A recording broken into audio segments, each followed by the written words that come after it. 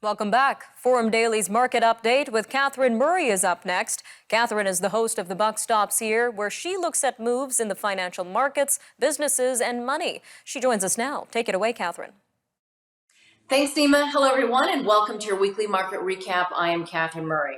Well, we are seeing the U.S. markets and the TSX move higher today, but it certainly has been a very volatile week. There is absolutely no shortage of headlines that are concerning to investors. The Ukraine-Russia war, also COVID cases increasing in China, that is leading to concerns about demand destruction.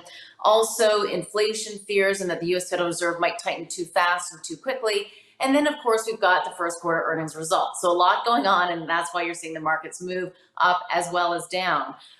In terms of the U.S. economy, though, very interesting here. We did get their first quarter GDP reading this morning, and it surprised to the downside, contracting 1.4% versus expectations of a 1.1% gain.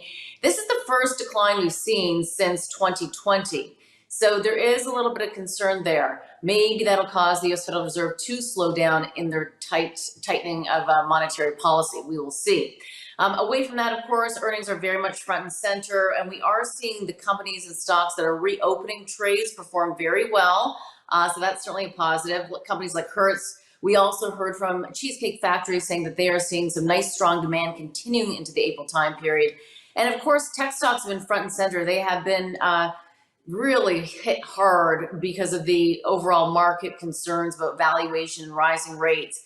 But it's interesting, they actually are performing a little bit better than feared in terms of the results and the stock reaction post the results.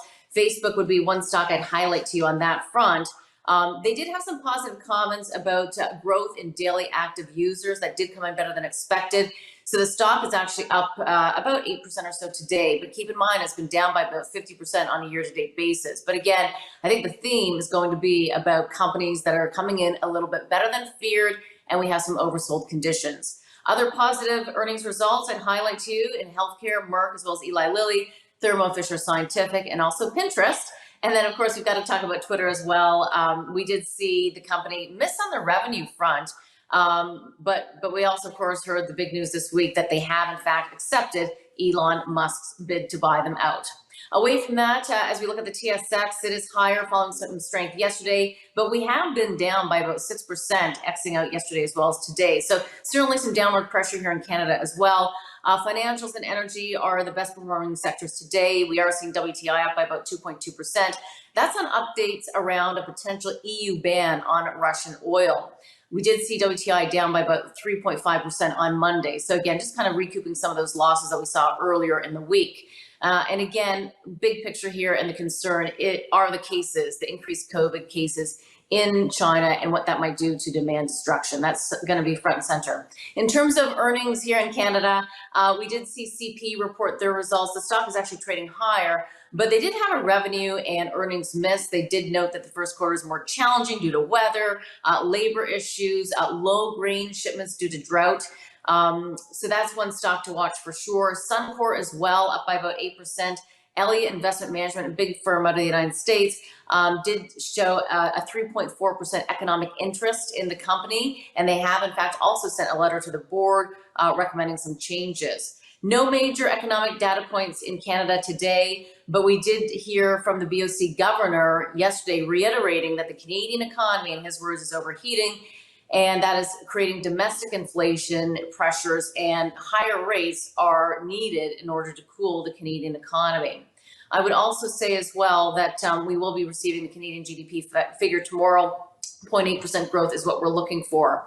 Also, just one more point on the earnings front, Precision Drilling, they did come in better than expected. Again, another energy company performing very well, and that stock is moving higher on the back of the results. I'd also just point out that the US dollar is at its highest level since early 2017. The Canadian dollar is trading lower versus the US dollar, but we are seeing CAD perform better versus most of our relatable peers because of the higher commodity prices. Bottom line, I would say that the direction of the market certainly does feel like it is to the downside. You can't always fight the flows of money, but we're also seeing some nice relief rallies on the back of the earnings results. So that is certainly helping the broader market for sure. But better than feared, I think, is how we're going to be looking at the first quarter results and the stock's reaction to the results. Nima, I'll leave it there. Back to you. Always lots to keep our eyes on, Catherine. Thanks for that. For more news on the markets and business, follow Catherine Murray on the Buck Stops Here.